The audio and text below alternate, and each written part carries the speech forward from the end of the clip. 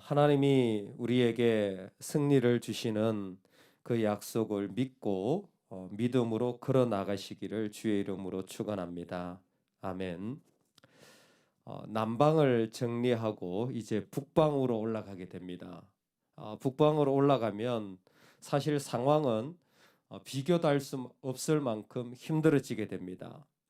11장 4절에 보면 그들이 그 모든 군대를 거느리고 나왔으니, 큰 군대를 가지고 북방에 있는 사람들이 온 거예요. 예전과 비교도 할 수 없는 큰 군대인데 얼마나 숫자가 많냐면 해변에 수많은 모래 같고 말과 병거도 너무 많다라는 겁니다.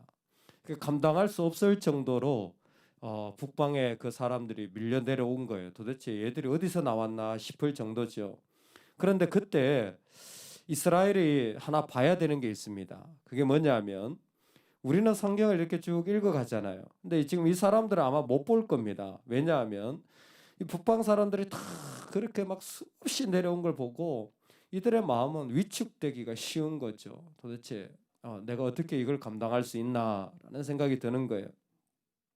근데 벌써 11장 후반부만 가더라도 하나님이 그 땅에 전쟁에 그치게 했다라는 말씀이 있을 정도로 그 모든 것을 이기게 됩니다. 그리고 13장 가면 땅 분배가 시작돼요.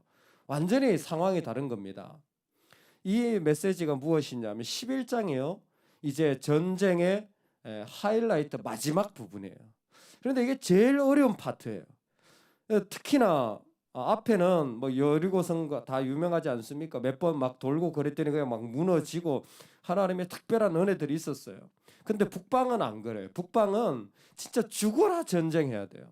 어떻게 보면 죽어라 전쟁해가지고 겨우 이겼을지도 모릅니다. 어쨌든 특별한 뭔가 기적도 없고 뭔가 특별한 도움도 없어요. 오히려 이스라엘 백성 전부가 이제는 이게 칼과 창으로 그들과 직접 맞붙어 전쟁해야 되는 그런 상황에 처해져 있기도 합니다. 여러분, 그런데 우리가 영적으로 보면 우리 인생에 정말 너무 큰 위기가 오고 어려움이 오는 것은 또 다른 부분에서 반대로 말하면 이제 곧 하나님의 승리가 코앞에 있다라는 뜻이기도 합니다.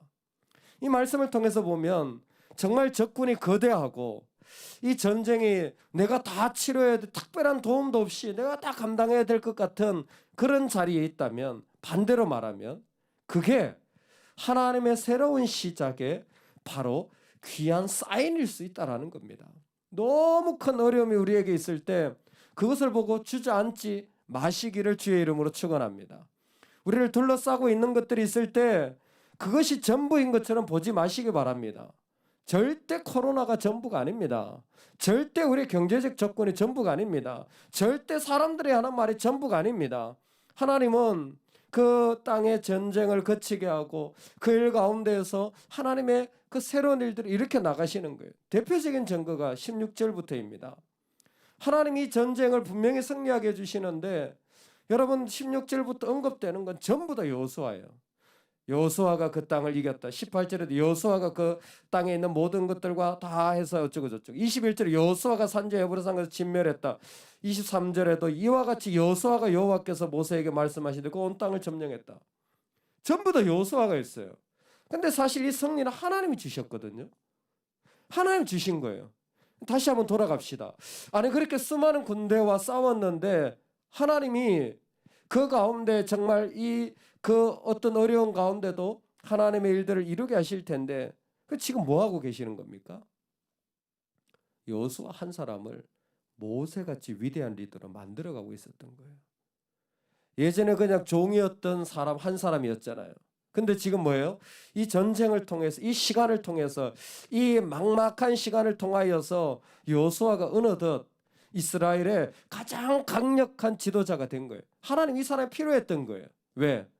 나중에 땅 분배할 때는 골치 아픕니다. 전쟁은 싸우면 되지만 그때는 정말 사람들이 마음을 합할 거예요. 근데 땅 분배할 때는요, 인간적인 마음이 조금이라도 들어가면 왜 나는 더 안 줘? 그러면 끝장나는 거예요.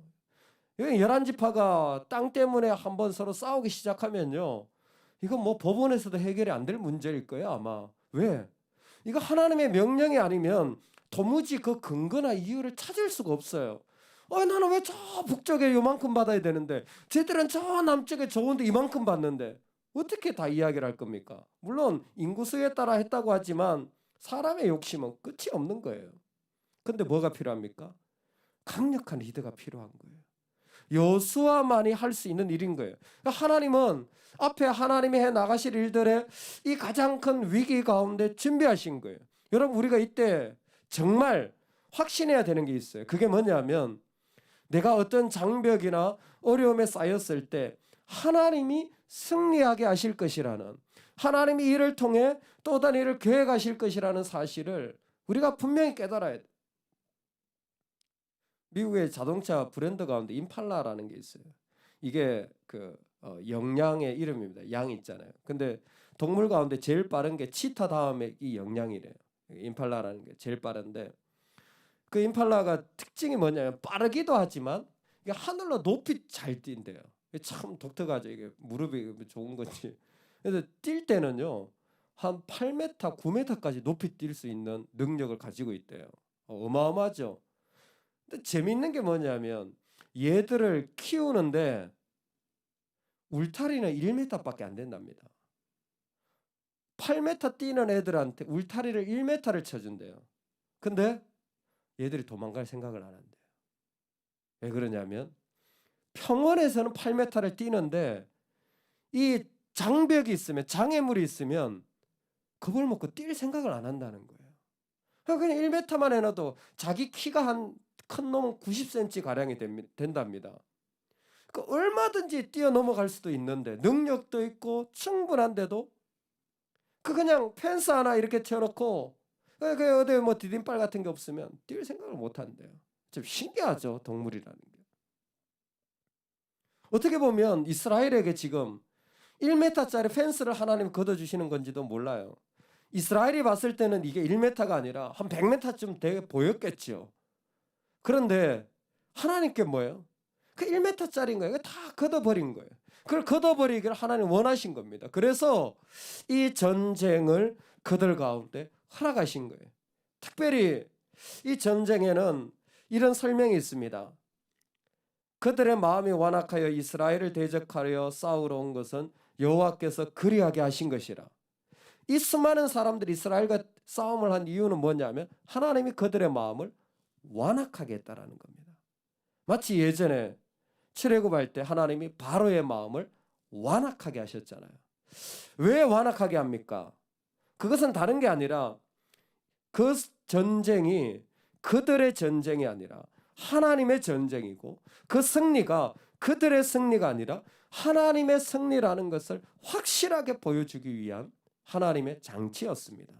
그래서 출애굽을 하고 나서야 그들은 6월절인 절기를 만드는 것처럼 그것이 하나님의 승리라는 것을 분명히 고백한 것처럼 오늘 이 가나안에서 북방을 정복할 때 여호수아와 하나님의 백성들에게 그 가나안의 사람들이 그렇게 완악하고 그렇게 악하고 그렇게 힘든 자리를 보내게 하는 이유는 한 가지입니다. 하나님의 승리를 이제는 보도록 하는 장치인 거예요.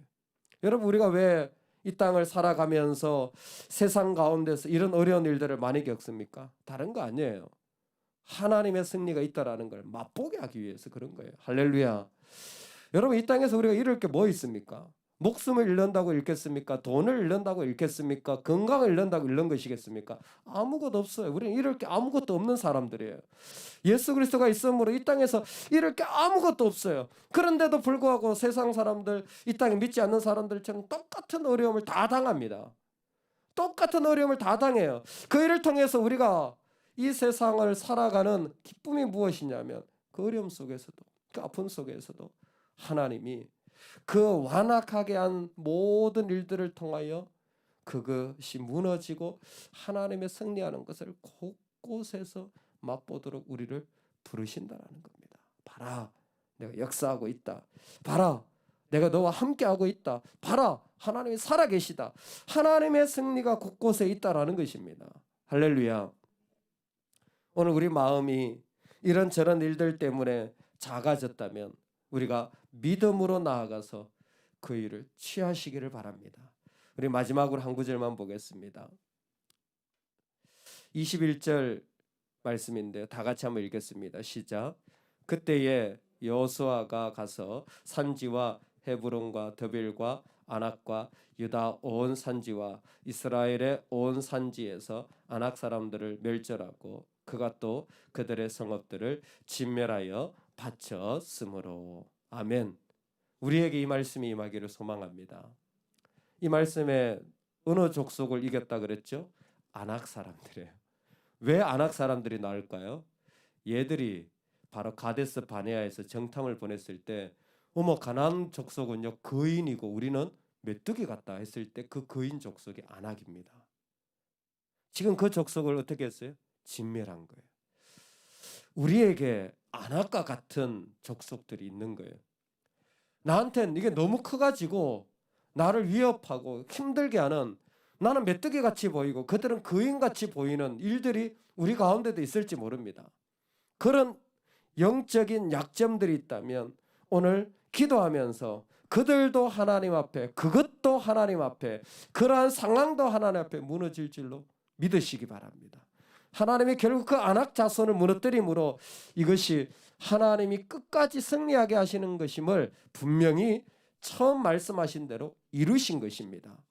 오늘 우리 안에 우리를 거대하게 했던, 아니 우리 앞에 거대하고 우리를 메뚜기같이 보게 했던 아낙 자손들도 무너지게 한 이 하나님의 자리가 우리 가운데 있음을 믿고 나아가는 은혜가 있기를 주의 이름으로